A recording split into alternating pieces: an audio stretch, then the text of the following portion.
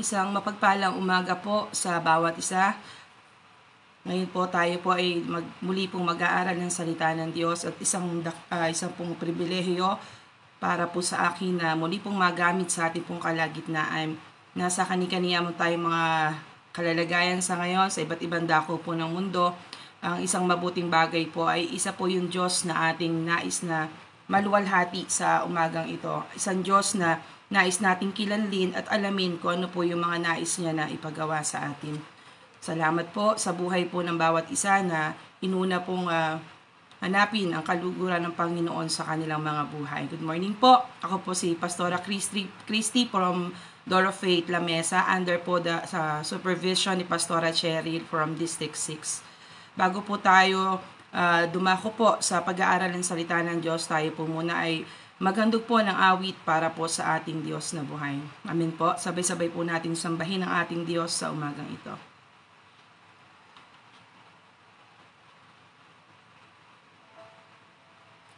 Hallelujah. Hallelujah. Yes, Lord God. Pagsubok man ay dumating, ang Diyos ang gumagabay sa isip ko at damdamin. Ang kanyang mga kamay aking gabay at patnubay, tanging sa piling niya lubos ang ligaya. Anumang kalagayan, isipin o problema, ilapit sa Kanya, tiyak ang tugon niya. Sa piling ng Panginoon, wala nang pag-alala, at hindi na ako muling mangangamba. Ang tunay na kapayapaan sa Diyos ko lang nakamtan. Yes, Lord God, salamat po, Panginoon. Aking isipan, pagsubok man ay dumating, ang Diyos ang gumagabay sa isip ko at damdamin. Kanyang mga kamay aking gabay at patnubay, tanging sa piling niya lubos ang ligaya. Anumang kalagayan, isipin o problema, lapit sa Kanya, tiyak ang tugon niya. Sa piling ng Panginoon, wala nang pag-alala, at hindi na ako muling mangangamba. Ang tunay na kapayapaan sa Diyos ko lang nakamtan. Piling ng Panginoon, wala nang pag-alala, at hindi na ako muling mangangamba. Ang tunay na kapayapaan sa Diyos ko lang nakamtan. Tunay na kapayapaan sa Diyos ko lang nakamtan.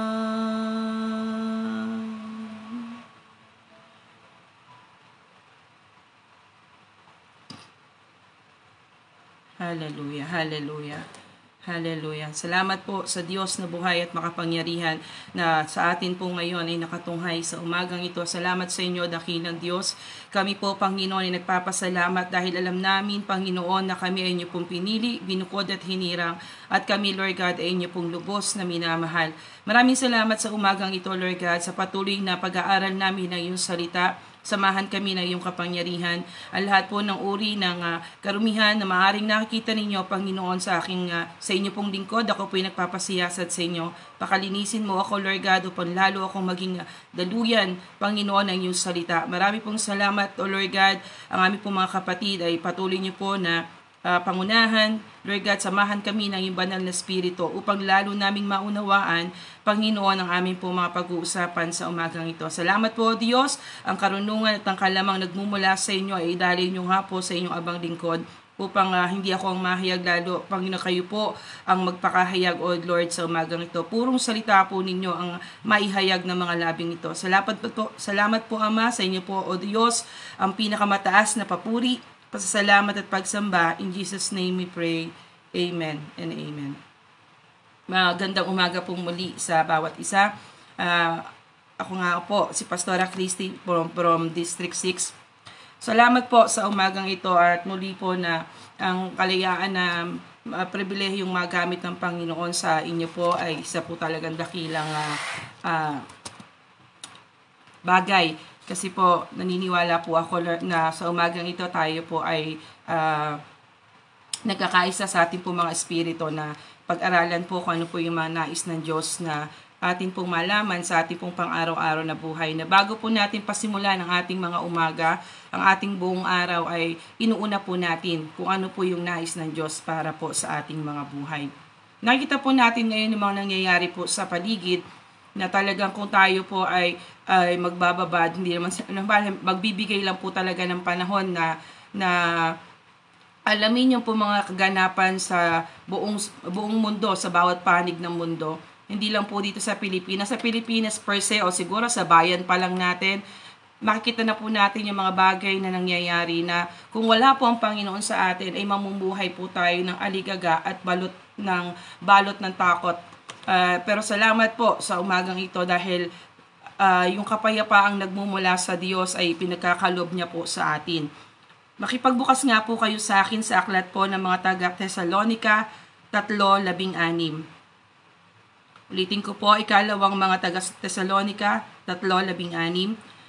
Ang Panginoon na bukal ng kapayapaan ang siya nawang magkaloob sa inyo ng kapayapaan sa lahat ng pagkakataon.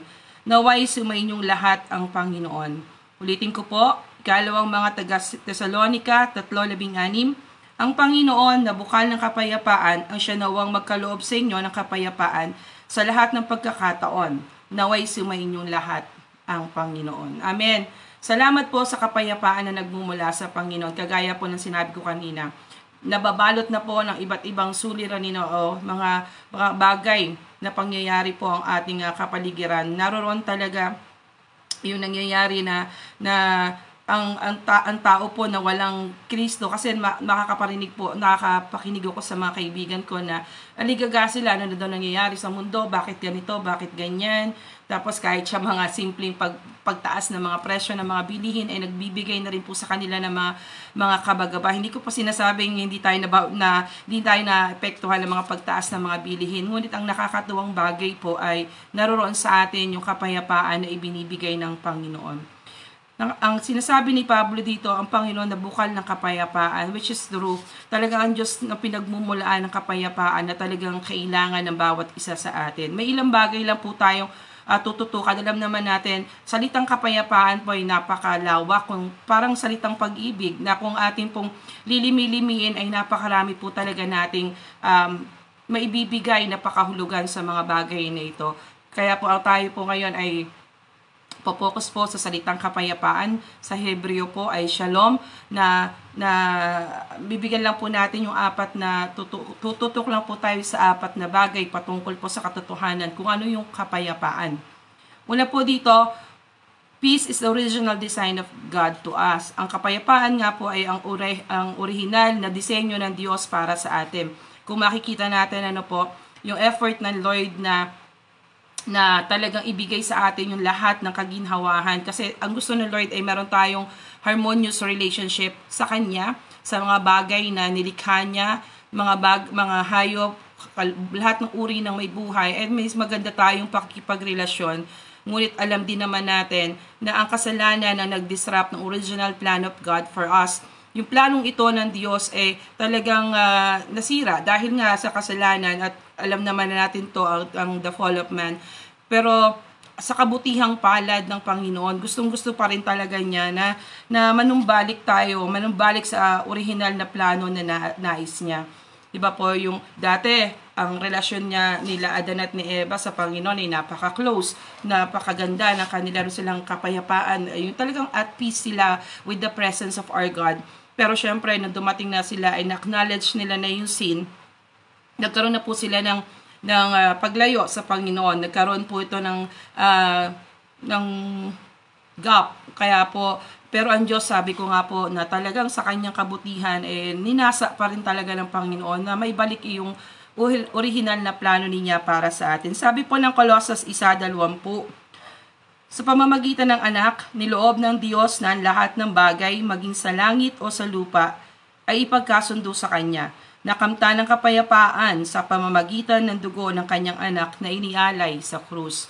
Nandun pa rin talaga yung best effort ng Lord na ayoko ng ganito, na hindi kami close ng tao na aking nilikha, at gumawa siya ng kaparaan. At alam naman natin sa ating mga pag-aaral, wala pong pinakamainam na kaparaanan kundi ang paghain po ng ating Panginoong Jesus ng kanyang banal na dugo, upang ang gap na yon at ang kapayapaan nga, sabi dito po, ay nakamtan ang kapayapaan sa pamamagitan ng dugo ng kanyang anak na si Jesus. Salamat sa Panginoon dahil lalo natin nauunawaan na pasimula pa lang talaga yung salitang kapayapaan ay yun na yung talaga ng gusto ng Diyos. At ang kagusto naman ng kalaban lagi ay masira iyon, mawala iyon, maagaw yung kapayapaan na yun. Dahil di ba naman sinasabi ng salita ng Diyos the thief cometh to steal, to kill, and to destroy, na hindi niya gusto talaga yung merong kapayapaan sa anumang mga pakipagrelasyon, sa anumang sitwasyon ng ating mga buhay.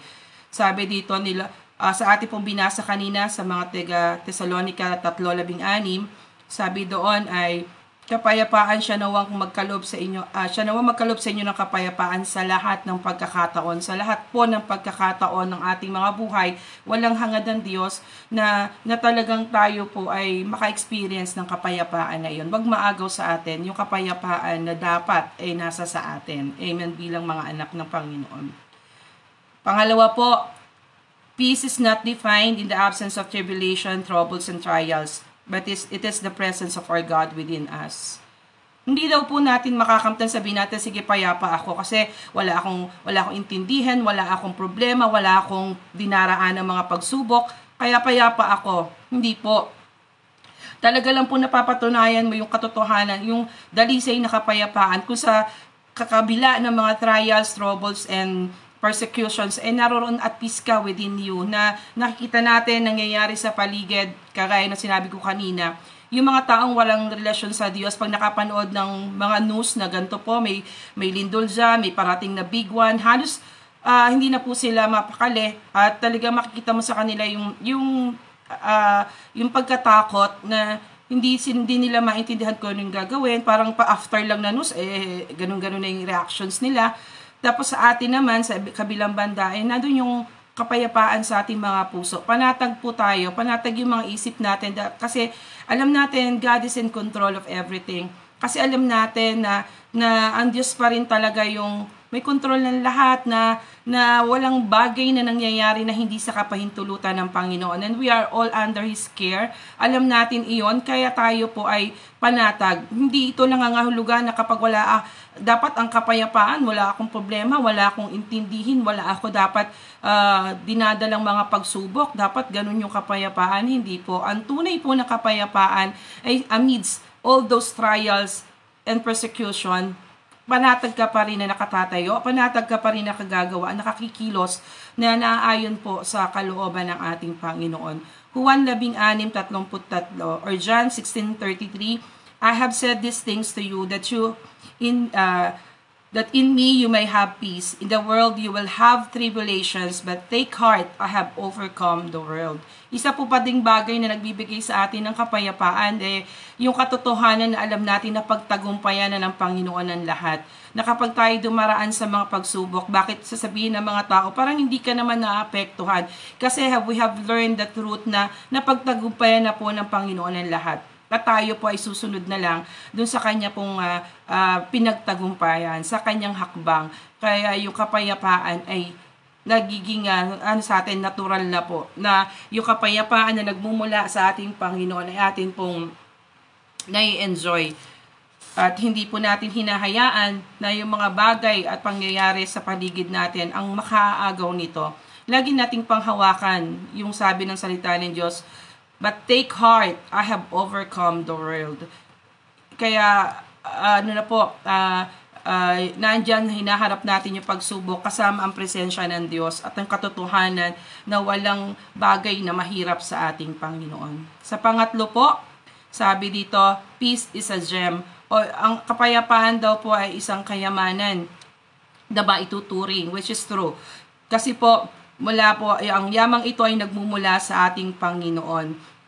Titingnan nyo po, ano po yung mga naging sakit noong mga panahon po na nandiyan tayo sa COVID season, the COVID era of the humanity, na talagang naranasan po natin. Nandiyan dumating yun po yung mga anxiety. Kapag po ang isang tao ay nasumpungan na nagkakaroon po ng ganung karamdaman, talagang sasabihin po na gugugol po talaga ng napakalaking yaman.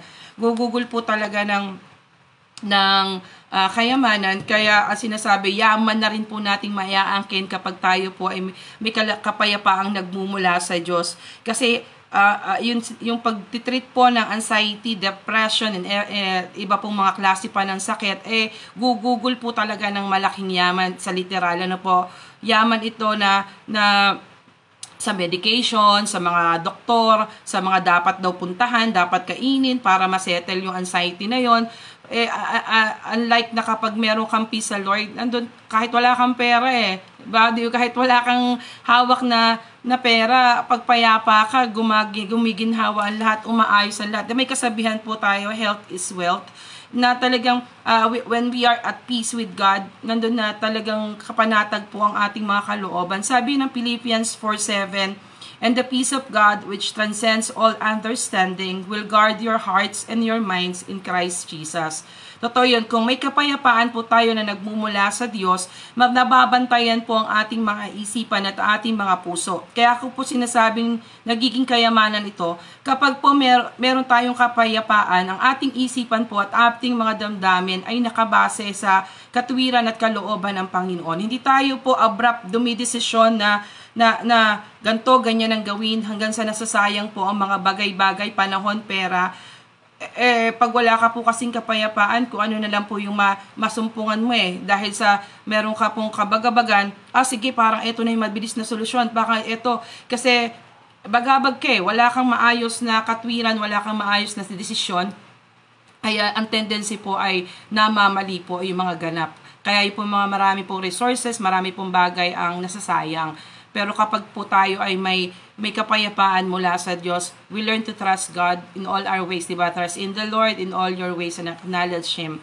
Lahat po ng bagay ay naipapasa Diyos natin, na hindi po tayo nangungunang bait sa mga desisyon na ginagawa natin. Kaya salamat sa Panginoon. Salamat sa Panginoon na sa kapayapaan na ibinibigay niya sa atin. Marami po kasi, diba, sabi ko po kanina, masyadong malawak ang salita po na kapayapaan. Kaya po, ang ating pong mga oras ay limitado. Kaya pagpasensyahan niyo po kung nagmamadali po. Ano po, sa buhay po nating ito, sa pang-apat po, peace is a universal longing of human hearts. Kapayapaan daw po ay universal longing of human hearts. Ito po yung katotohanan. Ito po yung katotohanan ng ating po mga kalalagayan sa harapan po ng Panginoon. Ang bawat tao po, whether Christian or not, there is always this void within our hearts. Nandun lagi yung nasa na mapuno ito. Naghahanap tayo. Ano nga ba yung Ba't ganito ba yung pakiramdam ko? I almost have everything pero laging empty pa rin, laging wala pa rin. Nandun talaga yung empty space, di ba? May kata nga po, empty space in this of my heart na lagi nating ninanasang mapuno. Ninanasa po natin ito na magkaroon po ng kasapatan. At yun yung katotohanan. Sabi, peace is a universal longing of our human hearts. Everybody wants peace. Wala pong tao sa kanyang katinuang kaisipan na naghangad ng kaguluhan. Lagi po ang hangad ng tao ay kapayapaan. Di ba po, meron pong laging linya sa Miss Universe. Anong gusto mo mangyari? World peace. And I thank you. Di ba? Ganyan po lagi ang mga Miss Universe. Ang lagi nilang hangad ay magkaroon ng kapayapaan. Sa atin, kapayapaan within ourselves, kapayapaan sa mga karelasyon natin, whether friendship or personal relationship. Gusto natin at peace tayo. Ayaw natin ng may kagalit. Ayaw natin na hindi po maayos ang ating pakikipagrelasyon. Laging nandun dapat yung payapang pamumuhay. Gusto rin natin ng mapayapang pakikipagrelasyon sa ating Panginoon. Above all this talaga, hindi natin kayang magkaroon po ng magandang relasyon sa kapwa kung hindi maganda yung sarili mo within you. At hindi ka magkakaroon din naman ng lubusang kapayapaan sa sarili mo kung wala ka di pong pakipagkaisa sa Panginoon. We should be at peace with God first bago po lahat ng iyon ay makakamta natin. Yung kapayapaan muna po talaga mula sa Panginoon ang ating dapat na makamtan. At ang lahat ng ito ay dadaloy na lang po ng natural. Hindi na po tayo mag-struggle na gusto ko ng ganito, ganyan-ganyan, ayoko na ng ganitong pakiramdam. Once na tayo po ay may kapayapaang nagmumula sa Panginoon. Yung kapayapaan na nagmumula sa Panginoon, ito po yung dadaloy sa atin, di ba? Sa lahat nga daw pa, dapat ng pagkakataon, ay nasa sa atin ito. Nung dati po nating mga relihiyon, di ba po, pagkakatapos po ng mga gawain, sabihin di ba, peace be with you, peace be with you. Kasi it is the great treasure na dapat meron tayo, namumuhay tayo ng may kapayapaan. At talagang napakasarap sa buhay natin na tayo po ay hindi nabumuhay sa kaguluhan o sa kaaligagaan. Mas masarap pakiramdam na talagang payapa ka. At yun po, kagaya ng sabi ko, kung nagnanasa tayo magkaroon ng kapayapaan sa ating mga kapatiran, sa ating mga sa kapaligid natin, sa ating mga trabaho, kapayapaan sa ating mga sarili, magpasimula po tayo na isettle muna yung relasyon natin sa ating Panginoon. We should have clear na relasyon muna talaga na, Lord, I am at peace with you, at yung peace na nagmumula sa inyo, yun po yung hinahangad ko na samahan ako sa lahat ng oras ng buhay ko. Salamat po sa Panginoon. At sabi dito, sa panghuli, panglima at panghuli po, peace is a gift from God. Totoo po yan. Ang kapayapaan po ay regalo ng Panginoon sa atin. Ito po ang isang binigay na regalo sa atin ng Diyos sa dapat po nating pinapahalagahan at lagi natin na inaalagaan sa ating mga puso na wag pong mawala, wag pong masayang. Sabi po ng Juan 14:27, kapayapaan ang iniiwan ko sa inyo, ang aking kapayapaan ang ibinibigay ko sa inyo. Hindi ito katulad ng ibinibigay ng sanlibutan. Huwag kayong mabalisa, huwag kayong matakot. Anong sabi? Huwag kayong mabalisa, huwag kayong matakot. Kapayapaan ang iniiwan ko sa inyo. Ang aking kapayapaan ay ibinibigay ko sa inyo. Hindi ito katulad ng ibinibigay ng sanlibutan. Huwag kayong mabalisa, huwag kayong matakot. Lahat gagawin ng tao, makamtan lang yung akala nilang kapayapaan. Di ba, meron pa mga linyahan ng mga tao, ay ayoko na dito sa syudad, napakagulo, napakaingay. Hanapin ko yung kapayapaan ko, out of town ako, punta ako isang may tahimik na lugar, sa isang serene na place para ako ay magkaroon ng kapayapaan. Pero hindi yun talaga totoo. Di ba po? Pupunta ka lang dyan, tahimik. Pero hindi po katahimikan kasi talaga yung pinaka ultimate na peace. Kasi dapat, di ba sinabi ko kanina, yung pinaka mainam na kapayapaan ay sa kabila ng kaguluhan. Nararamdaman mong panatag ka. Na halos, di ba sabi din ng Bible, may 1,000 man ang tumumba sa paligid natin to para praise, hindi tayo natatakot, hindi tayo nangangamba. Yun yung totoong kapayapaan. May istorya nga po na yung hari daw po ay nagpa-contest kung ano po yung konsepto mo as an artist, kung ano yung concept mo ng kapayapaan, kung ano yung isip mo, paano po ito may di-describe sa isang image, sa isang painting. May isang nag-paint na serene place, isang parang ano siya, parang may puno-puno. Di ba ganyan po tayo mag-drawing na tayo mga bata. Pag sinabing ano yung pisay nyo, the drawing ay tahimik na dagat, magandang puno, may mga ibon-ibon pa yan. Parang yung na-visualize na at peace, tahimik, parang magandang lugar sa serene place, ganyan. On the other hand, may isa naman po nag-drawing na isang bulubundukin na parang rugged na yung bundok na nakita mo na yung mga puno ay nagsisway.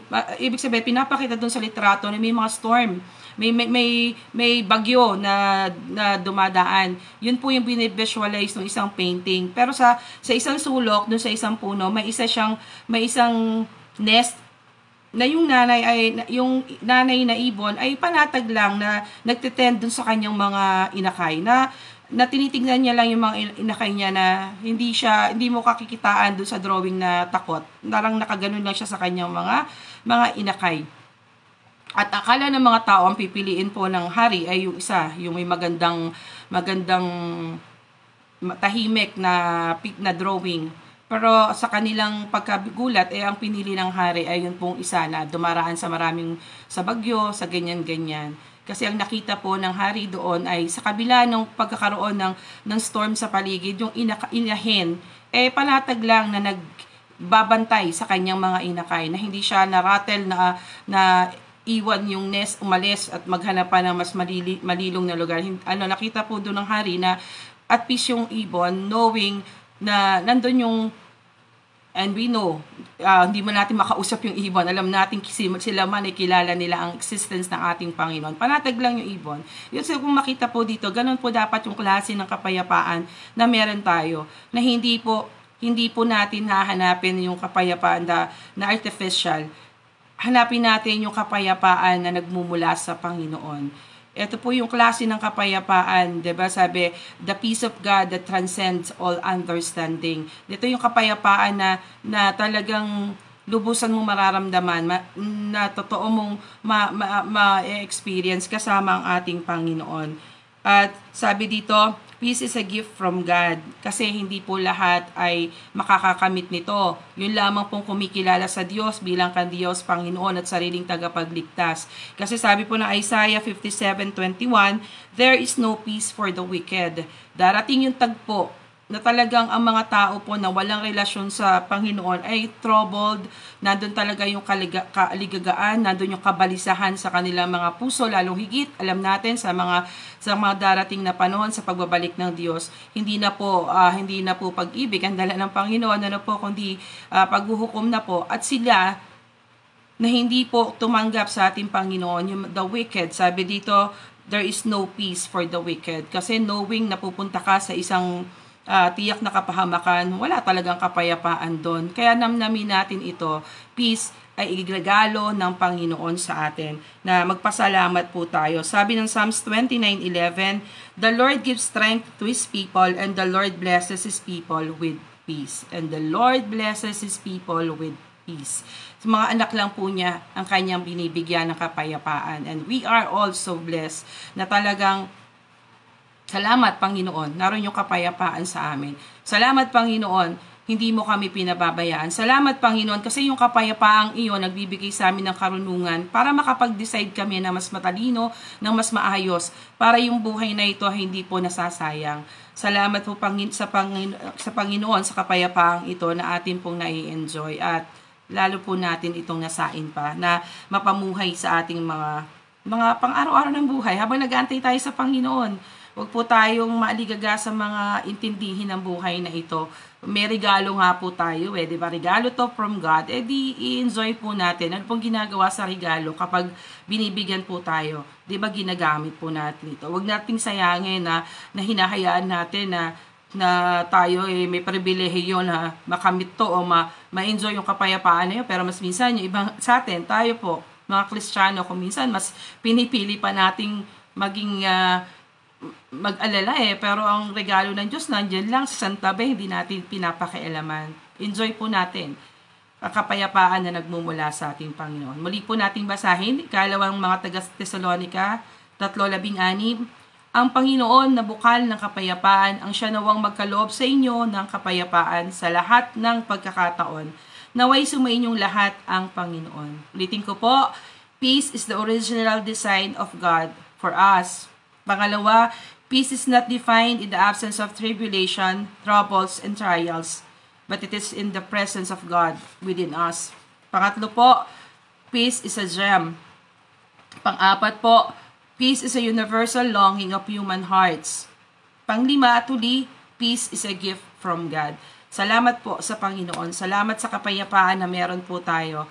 Payapa tayo na namumuhay sa magulong mundo. Amen? Hindi po na paayos ang mundo. Kahit ang Biblia na po talaga mismo ang nagsasabi at nawiwitness na po natin ito with our naked eyes na talagang gumugulo ang mundo, pagulo ng pagulo. Sa Pilipinas pa nga lang po, nakikita na natin kung ano po yung mga takot na nakikita ng mga taong walang relasyon sa Diyos. And even us, nakikita natin to, kaya lang hindi tayo naapektuhan. Kasi nga yung nagbabalanse sa atin, kasi po ang nagbabalanse po sa atin ay yung pong may ako na lang po isisend, may nagsalita po. Ang binabalanse ng Panginoon sa atin, pambalanse ng Lord sa atin yung kapayapaan na nagmumula sa Kanya. Di ba pag talagang aligaga ka, tapos pero kang kilala na tao pa lang po to tao na alam mong meron siyang kakayanan. Kapag sinabing siya, pumayapa ka, kung bahala sa'yo, napapanatag tayo. What more, kapag si Lord na yung nagsasabi sa atin na, anak, pumayapa ka, huwag kang mabalisa, huwag kang matakot. Huwag mo hayaan na yung takot ang maghari sa iyo. Hayaan mo yung pagkapayapaan na nagmumula sa akin ang i-enjoy mo. Ulitin ko daw po, una po, ang sabi po dito, peace is the original design of God for us. Sa pangalawa po, peace is not defined in the absence of tribulation, but it is in the presence of God within us. Peace is a gem. Yaman po ang kapayapaan. Pang-apat po, peace is a universal longing of human hearts. At sa panghuli po, peace is a gift from God. Salamat po sa Panginoon na talaga tayo ay mahal na mahal ng Panginoon. Kahit pumaksak na po ang tao sa kasalanan, ibinabalik pa rin ng Diyos kung ano yung talagang kailangan natin. Kasi kilala tayo ng Panginoon. Kasi tayo po'y pag-aari ng Panginoon. Salamat sa Diyos. Tayo po na ngayon ay manalangin. Hallelujah. Salamat po sa inyo, Ama naming nasa langit. Maraming pong salamat sa kabutihan, sa katapatan at kasapatan ninyo sa aming mga buhay. Salamat po sa umagang ito na inuna namin, Lord God, at nauna namin, Lord, na kilalanin ka, alamin yung mga bagay na inilaan mo sa amin. At kami, O Diyos, ay nagpapasalamat ng lubos sa kapayapaan na ibinibigay mo sa amin. Kapayapaan na pinaparanas mo sa lahat ng pagkakataon ng aming mga buhay. Hindi sa mga mabubuting sitwasyon lang, kundi lalong higit danas namin yung kabutihan mo sa panahon na talagang kailangan namin iyon. Salamat sa iyo, dakilang Diyos. Kayo po ang maghari, kayo po ang laging maluwalhati at madakila sa aming pong mga buhay. Ang aking pong mga kapatid na nasa kani-kaniyang lugar, kani-kaniyang sitwasyon ng buhay, kayo po, O Diyos, ang magpaalala sa kanila na ang kapayapaan na nagmumula sa inyo ang dapat namin na panatilihin sa aming mga puso at paghariin. Salamat sa inyo, O Diyos. Tulungan niyo po ang bawat isa sa amin sa mga trabaho, sa mga kailangan ng kalakasan, kagalingan, Lord God, sa mga paglalaan na nagmumula sa inyo. Lord God, salamat dahil nakatagpo namin ay ang Diyos na makapangyarihan at mabuti, ang Diyos na nagmamalasakit ng lubos sa amin pong mga buhay. Salamat po, Diyos, pakaingatan mo kami. Lord God, ang kapayapaan na nagmumula sa inyo ay sumaamin pong lahat. Sa inyo ang lahat ng papuri, sa inyo po ang lahat ng pasasalamat at pagsamba. In Jesus' mighty name, I pray, Amen and Amen. Muli po sa Panginoon po ang kapurihan, ang kapayapaan na po ng Diyos ay sumaating lahat. God bless po.